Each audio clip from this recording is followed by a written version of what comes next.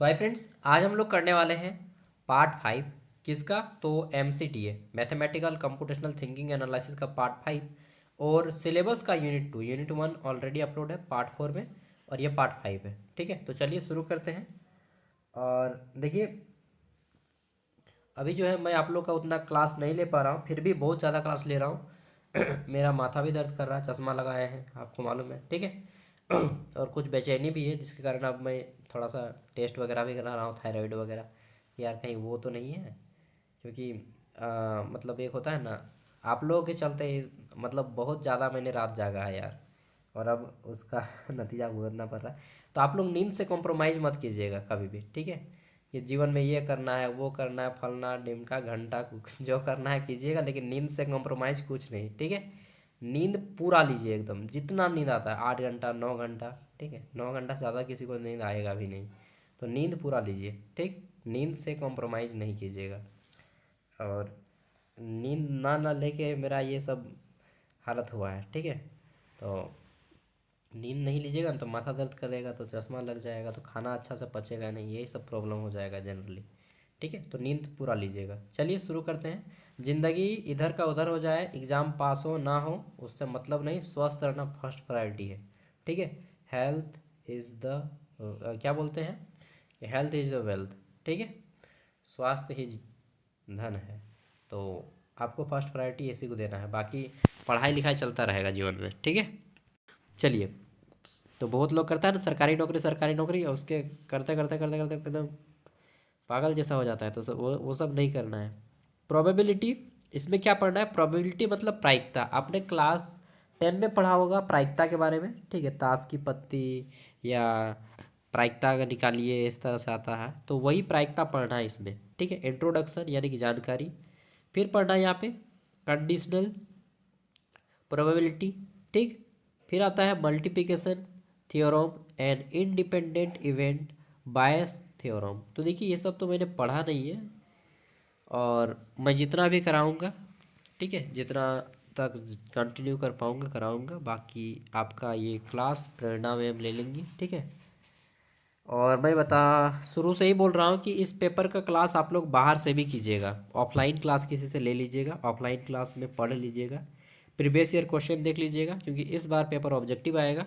50 question आएंगे या 75 question. अगर 50 क्वेश्चन आते हैं तो प्रत्येक क्वेश्चन 1.5 नंबर का रहेगा। ठीक है, तभी ना 75 नंबर होगा। और ये अगर 75 क्वेश्चन आता है तो प्रत्येक क्वेश्चन फिर 1 नंबर का रहेगा, 1 नंबर या क्वेश्चन। 30 नंबर लाना होगा। 50 क्वेश्चन आता है तो 20 को सही करना होगा, 75 क्वेश्चन आएगा तो 30 को सही करना होगा। समझ गए ना?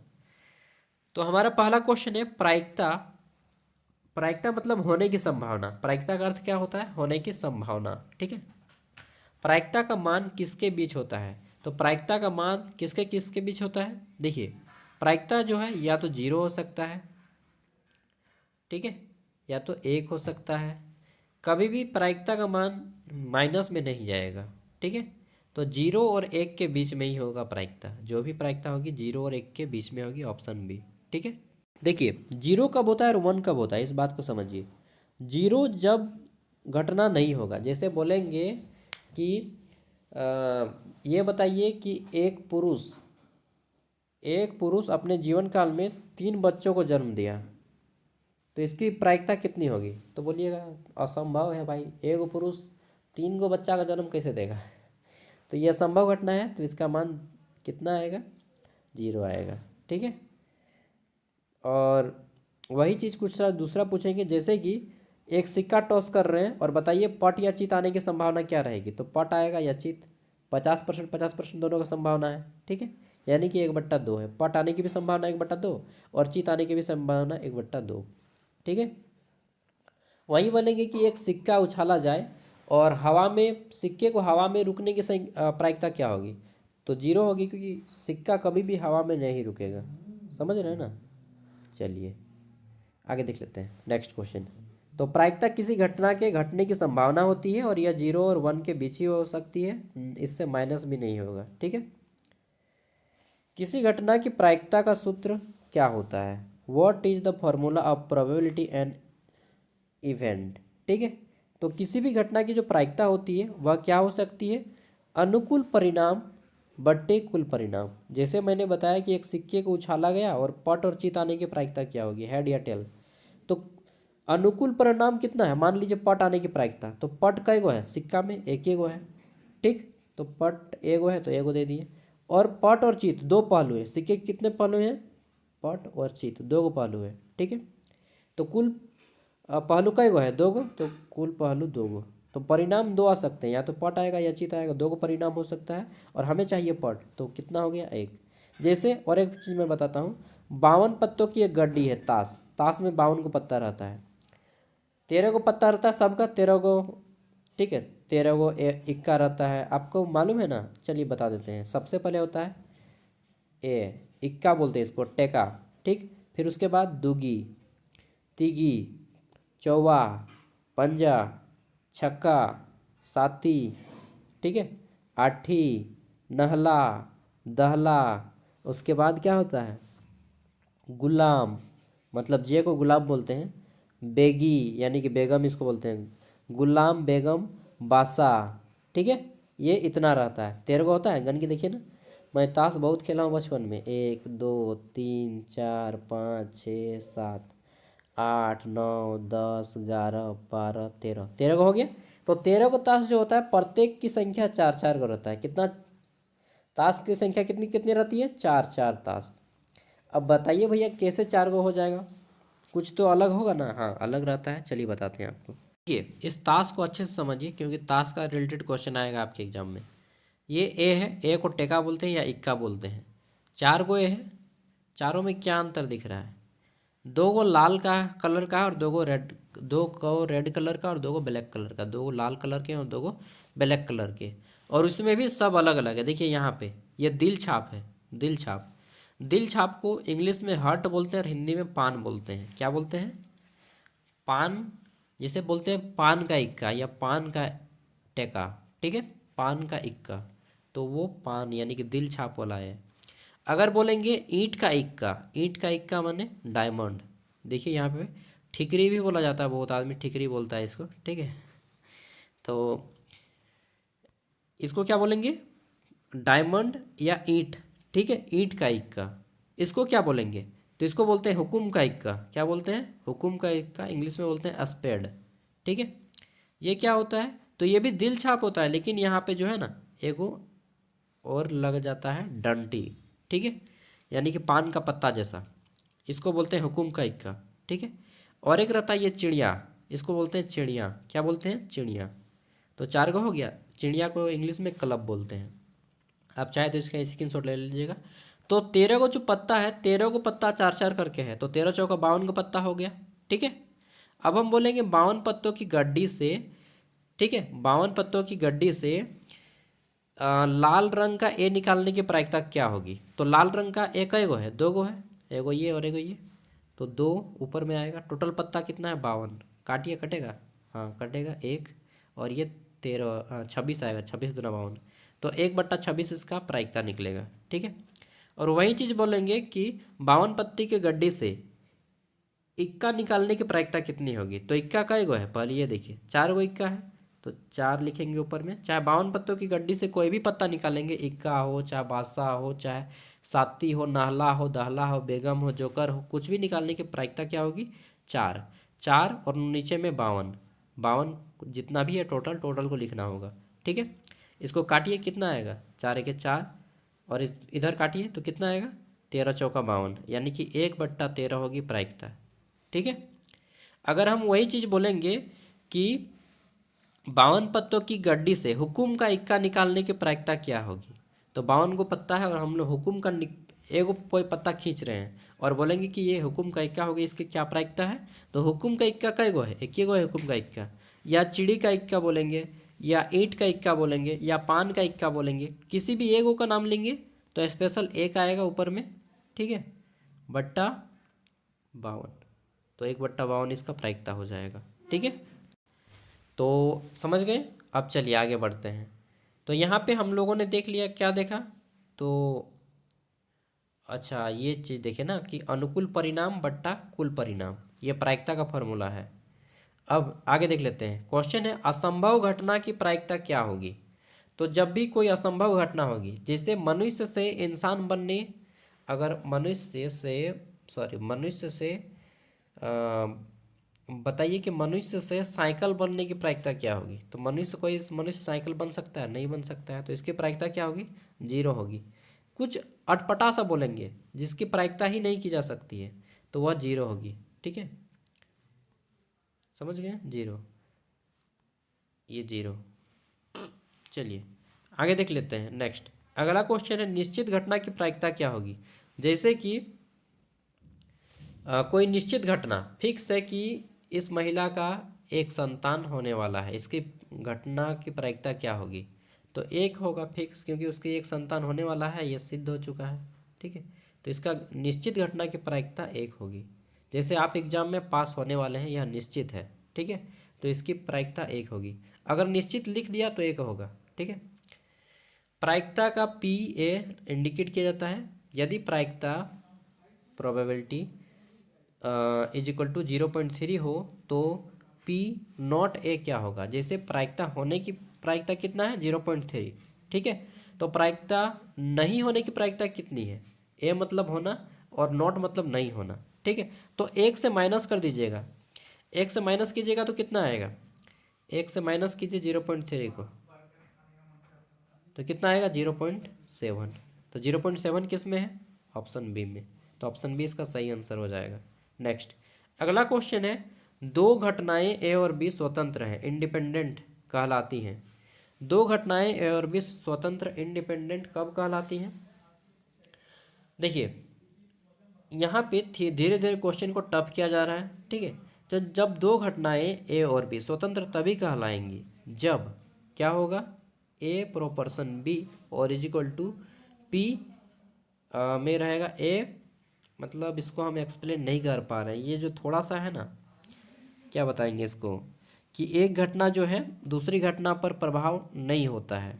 ठीक है, इस क्वेश्चन को मैं अच्छे से नहीं समझा पाऊंगा, क्योंकि देखिए यहाँ पे जो मैथ का प्रयोग किया गया है वो थोड़ा सा 11 क्लास साइंस का प्रयोग किया गया है।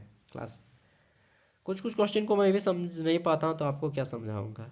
ठीक है, सशर्त प्रायिकता का प्रतीक क्या है? ठीक है, सशर्त प्रायिकता यानी कि कंडीशनल प्रोबेबिलिटी का प्रतीक क्या है? What is the notation of conditional probability. तो देखिए सशर्त प्रायिकता यानी कि कंडीशनल प्रोबेबिलिटी, इसका क्या हो जाएगा राइट आंसर? इसका सिंबल जो होता है सशर्त प्रायिकता, इसको आप नोट डाउन कर सकते हैं। इसमें आ जाता है पी, ठीक है, इंटू ए बाय बी, पी इंटू ए बाय बी, यानी कि पी गुने, ऐसा कर सकते हैं आप, ए बट्टा बी। ठीक है, ये सशर्त जिसमें कंडीशन रहता है, यदि वह इस बॉर्डर के पार गया तो वह मारा जाएगा। ठीक है, तो ये सशर्त प्रायिकता है। यदि सीता ने लक्ष्मण रेखा क्रॉस किया तो रावण उठा के ले जाएगा। तो ऐसे प्रायिकता को कहते हैं सशर्त प्रायिकता। ठीक है, जिसमें कुछ कंडीशन रहते हैं। ठीक है, यदि तुम 400 से ज़्यादा का स्पीड गए तो एक्सीडेंट हो जाएगा। 400 के हालांकि होता नहीं है। ठीक है, तो कुछ कुछ सशर्त होते हैं। सशर्त प्रायिकता का सूत्र क्या है? अभी हमने क्या देखा? सशर्त प्रायिकता का प्रतीक ये देखा। ठीक है, पी इंटू ए बाय बी। अब यहाँ पे पूछ रहा है सशर्त प्रायिकता का सूत्र क्या है। ठीक है, देखिए कुछ क्वेश्चन ऐसे हैं जिसका मैं आपको आंसर नहीं दे पाऊंगा। ठीक है, और एक्सप्लेन भी नहीं कर पाऊंगा, तो झूठ मूठ का मैं आपको फंसा के नहीं रखूंगा, उसको मैं डायरेक्टली बता देता हूँ आंसर और स्किप करके आगे बढ़ जाता हूँ। ठीक है, अगर कोई आपसे मतलब देखिए मैं मैथ में उतना एक्सपर्ट नहीं हूँ, क्योंकि मैं बता दिया कि शुरू से ही मेरा आर्ट्स बैकग्राउंड है।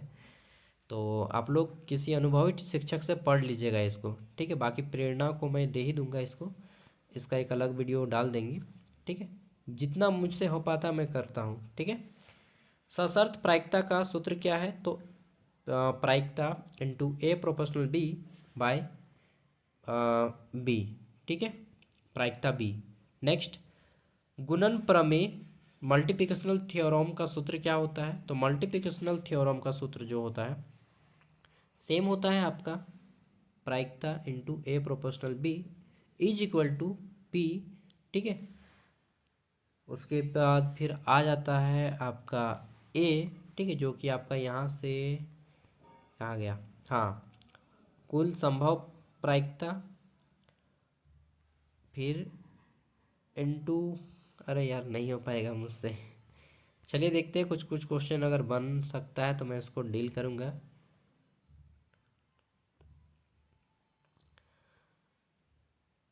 11 नंबर क्वेश्चन है, दो पासों को फेंकने पर कुल संभावित परिणाम कितने होते हैं। तो अगर हम दो पासा को एक साथ फेंकेंगे तो कुल संभावित परिणाम कितने आ सकते हैं। देखिए, दो को पासा है तो दो को पासा अगर आप फेंकते हैं, ठीक, दो को पासा ही रहता है जनरली लूडो खेलते हैं तो।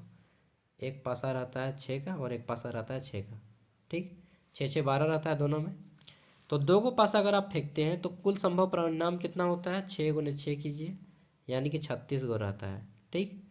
तो दो पासा फेंकने पे कुल संभव परिणाम 36 होते हैं, तो ऑप्शन डी इसका राइट आंसर हो जाएगा 36। ये तो आसान था, ठीक है। आगे देख लेते हैं, एक सिक्का उछालने पर कुल परिणाम कितने आएगा। तो सिंपल है, या तो पट आएगा या चीत आएगा, तो ये इसका राइट आंसर हो जाएगा ऑप्शन बी, ठीक है। आगे देख लेते हैं नेक्स्ट क्वेश्चन। तो अगला क्वेश्चन है, यदि एक पासा फेंका जाए तो सम आने की प्रायिकता क्या होगी। तो देखिए, एक पासा में सम कौन कौन सी संख्या है, 2 होगा, 4 होगा या 6 होगा। 1 3 और 5 जो है विषम संख्या है, तो 3 को जो है क्या है, सम है, ठीक है। 3 को सम है और 3 को विषम है, और टोटल कितना है, 3 3 6, ठीक है। तो या तो सम पूछे फिर भी 3/6 होगा, या विषम पूछे फिर भी 3/6, और इसको काट दीजिए तो 3 के 3 3 दूना 6, यानी कि 1/2 इसका राइट आंसर हो जाएगा।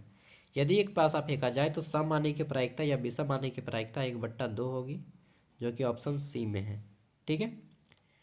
आगे देख लेते हैं नेक्स्ट क्वेश्चन, क्वेश्चन नंबर 14, और इसमें क्या पूछ रहा है, परस्पर असंगत घटनाएं कौन सी होती हैं। परस्पर म्यूचुअली एक्सक्लूसिव इवेंट कौन सी होती हैं। तो परस्पर असंगत घटनाएं, which event are mutually exclusive, ठीक है, यानी कि जो एक साथ संभव नहीं है, दो घटनाएं एक साथ संभव नहीं है, जैसे आग और पानी एक साथ नहीं रह सकता, ठीक है।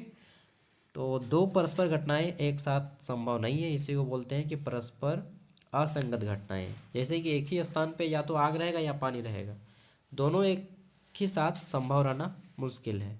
तो जो कभी एक साथ घटित ना हो, इसी को बोलेंगे असंगत घटनाएं, ठीक है।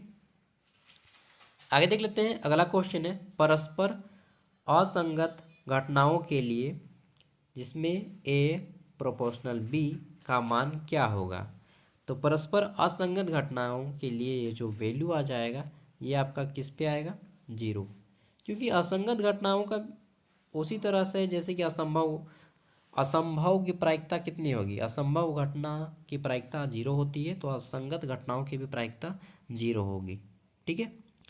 नेक्स्ट, यदि ए और बी दोनों घटनाएं, यदि ए और बी दोनों घटनाएं हों और जो ए प्रोफेशनल बी का सूत्र क्या है, ठीक है, ये प्रोफेशनल वाला उल्टा दिया है ना, तो इसमें आपका वैल्यू क्या आ जाएगा, इसको मैं नहीं बता पाऊंगा, एक्सप्लेन नहीं कर पाऊंगा। आगे आ जाता है आपका बायस प्रमेय, ठीक है। तो बायस प्रमेय का उपयोग किस लिए किया जाता है, बायस प्रमेय का उपयोग उल्टी प्रायिकता के लिए किया जाता है, ठीक है, उल्टी प्रायिकता के लिए किया जाता है। आगे देख लेते हैं, यदि पी ए यानी कि होने की प्रायिकता 0.6 है, किसी घटना के होने की प्रायिकता 0.6 है, ठीक है, और पी दूसरा है घटना जिसकी होने की प्रायिकता 0.5 है, तो ए और बी स्वतंत्र हों तो ए प्रोपोर्शनल बी क्या होगा, ठीक है, ए प्रोपोर्शनल बी क्या होगा। तो देखिए, इसका एक फॉर्मूला होता है, अभी हम लोगों ने ऊपर ने देखा कि जब किसी संभव घटना होने की प्रायिकता, प्रायिकता ए और बी, यही पूछा गया है, ठीक है। तो ए और बी ऊपर में फॉर्मूला दिया था कि दो संभव घटना होने की प्रायिकता क्या होती है। तो देखिए, आपको देखना पड़ेगा पी ए, और देखिए ये फॉर्मूला कहाँ पे था, ऊपर में था पी, हाँ, देखिए यहाँ पे आपको मिल जाता है पी ए और बी होने की प्रायिकता क्या होगी, इसमें तो नहीं है, इसमें देखते हैं, तो एक मिनट, हाँ यहाँ पे है, देखिए पी यानी कि प्रोबेबिलिटी ए और बी होने की प्रायिकता क्या होगी। तो देखिए यहाँ पे आ जाता है हमारा दोनों का इंटू होगा, P A probability A into probability two. ठीक है, तो संगत घटनाएं हैं, आपका दो को होने की प्रायिकता क्या हो जाएगी, तो दोनों को इंटू करना होगा। यहाँ पे देखिए ये, ठीक है, 0.5 गुना 0.6 तो क्या हो जाएगा 0.30, 0.30, 6×5 = 30। ठीक है, ऑप्शन बी हो जाएगा। ये सब याद कर लीजिएगा और किसी एक्सपीरियंस टीचर से पढ़ लीजिएगा। 2 दिन मतलब डेली 4-4 घंटा पढ़िएगा ना, ठीक है, तो मुझसे बेटर ही समझा देंगे वो। मैं अपने आप को इसके योग्य नहीं मानता हूँ, ठीक है। और इसका क्लास प्रेरणा लेंगी क्योंकि वो साइंस की हैं, एमएससी फिजिक्स है, तो आई थिंक उनको ज़्यादा नॉलेज होगा इन सब के बारे में। मैं जनरली सोशल साइंस का टीचर हूँ। प्रायिकता का मान कभी क्या नहीं हो सकता, तो कभी भी माइनस में नहीं हो सकता, तो -0.3 ये राइट आंसर हो जाएगा। सशर्त प्रायिकता में बी क्या दर्शाता है, तो सशर्त यानी कि कंडीशनल जो प्रोबेबिलिटी रहता है उसमें बी क्या दर्शाता है। सशर्त प्रायिकता में जो बी रहता है, ठीक है, वो किसको शो करता है, वह शो करता है वह घटना जो घट चुकी है। ठीक है, यानी कि जो इवेंट हो चुका है उसको, जैसे कि इसमें आप इस तरह से देख सकते हैं, एक प्रायिकता A/B है, ठीक है, तो ये जो B है ये हो चुकी हुई घटना होती है, ठीक है, जो पहले घटित हो चुकी है। आगे देख लेते हैं, यदि किसी घटना होने की प्रायिकता 1 है तो यह कैसी घटना है, यह निश्चित घटना है। किसी प्रायिकता जो घटने की 1 होती है वह निश्चित घटना होती है। निश्चित घटना ऑप्शन 20 का राइट आंसर हो जाएगा। 0 रहेगा तो अनिश्चित, माइनस में कभी नहीं होगा, तो 0 यहाँ पे दिया गया है। यदि प्रायिकता होने की संभावना 0 है तो वह अनिश्चित घटना है या असंभव घटना है, ऑप्शन बी दे देंगे, असंभव घटना। 1 मिनट, यहाँ पे अनिश्चित भी दिया गया है ना, तो अनिश्चित लिखिए, ज़्यादा अच्छा रहेगा यही। अगर अनिश्चित न दे तो असंभव, ठीक है, अनिश्चित घटना इसको बोलेंगे, ऑप्शन ए है। आगे देख लेते हैं नेक्स्ट क्वेश्चन। 1 मिनट, ये निश्चित है यार मैं यहाँ पे थोड़ा गौर नहीं किया, असंभव ही होगा, असंभव या अनिश्चित, ठीक है, असंभव हो गया या अनिश्चित होगा, तो असंभव ही होगा, मुझे लगा अनिश्चित है, निश्चित घटना है ये। देखिए, दो घटनाओं का योग का नियम किससे संबंधित है, तो जब दो घटनाएं होती हैं तो उसका एडिशनल लॉ क्या कहता है, तो दो घटनाओं का योग का नियम ये इस तरह से रहता है, घटना जो घटित हो चुकी है, प्रोबेबिलिटी पी मतलब प्रोबेबिलिटी ए, ठीक है, उल्टा यू दीजिएगा बी, ब्रैकेट बंद। इन सब को किसी ट्रेंड टीचर से सीख लीजिएगा, मैं इसके योग्य नहीं हूँ, फिर से मैं बता रहा हूँ कि I am not eligible to teach this subject to you, okay. मुझे खुद इंसल्ट फील हो रहा है, सच बता रहा हूँ खुल के मैं बोल दे रहा हूँ। यदि दो घटनाएं परस्पर असंगत हों, ठीक है, अच्छा ये असंगत का साइन है, ठीक है, और इधर से रहेगा तो संगत, ये उल्टा यू रहेगा तो संगत और सिंपल यू रहेगा तो असंगत, ठीक है। यानी कि दो घटनाएं जब असंगत प्रायिकता की हों तो परस्पर क्या होगा, ठीक है, परस्पर असंगत घटनाएं ए और बी हैं तो क्या होंगी, तो इसका फॉर्मूला आपका क्या आ जाएगा, पी ए मतलब प्रोबेबिलिटी ए होने की घटना और फिर प्रोबेबिलिटी बी होने की घटना, दोनों को जोड़ दीजिए, ठीक है। मतलब अगर ऐसा आ जाएगा पी ए असंगत घटना बी, इसका वैल्यू क्या होगा, तो जितना भी संख्या दिया जाएगा उसको आप जोड़ दीजिएगा, दोनों इवेंट को, ठीक है, दोनों इवेंट को आप जोड़ दीजिएगा, ये सब फॉर्मूला है, ओके। 25 नंबर क्वेश्चन है, बेयस प्रमेय, जो बायस प्रमेय है इसमें सिग्मा, ठीक है, सुमेशन किसे दर्शाता है, अच्छा इसको सिग्मा पहले बोलते थे, यहाँ पे सुमेशन बोला गया है, तो सुमेशन किसे दर्शाता है, ये जो सुमेशन है ये शो कर रहा है किसको, सभी संभावित मतलब जितने भी इवेंट जो हो सकते हैं सभी संभावित कारणों का योग, ठीक है, जितने भी इवेंट होने के जो कोज है, रीजन है, वो उसको शो करता है। इधर आंसर है 25 क्वेश्चन का। फिर क्वेश्चन नंबर 26 से 51 तक यहाँ से शुरू होता है। सॉरी 26 से 50 तक, और इसका आंसर फिर आपको यहीं पे करना होता है। ठीक है, मैं प्रेरणा को बोलूँगा इसको अलग से क्लास ले लें, क्योंकि मैं इसको अच्छे से क्लास नहीं ले पाया हूँ, सॉरी। लेकिन मुझे जितना आया मैंने प्रयास किया है, ठीक है, तो सॉरी तो नहीं बोलूँगा।